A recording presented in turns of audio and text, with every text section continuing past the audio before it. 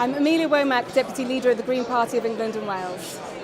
How important is the Music Venue Trust, do you think? It's so important. I feel like we've really seen our communities being torn apart as a result of many of our smaller music venues closing.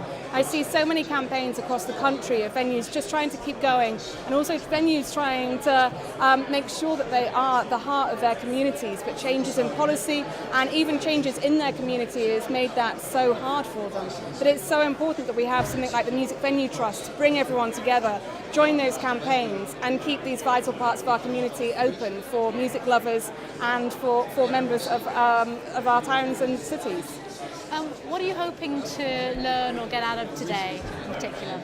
So really interested in hearing the stories from different music venues from across the country of what they've been experiencing with changes in policies from their councils, or even with places like Cardiff with hotels coming in and potentially changing music venues as a result of that change of use.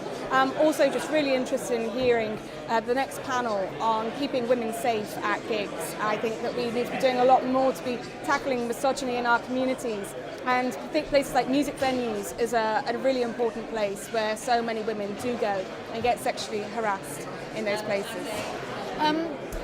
What is the one thing that you would like to see change? I'd like to see a change in policy that gives more support to music venues.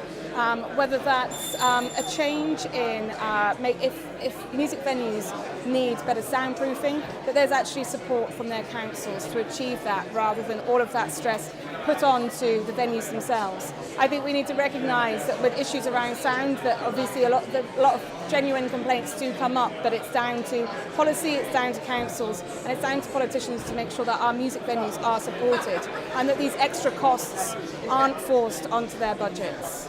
If you had a message for fans of live music about these small grassroots venues, what would that be? If I had a message, it would be to keep using them. I know that in the many cities that I've been to with my work, that it's the grassroots music venues. They've always been the most interesting places where you meet the most diverse people.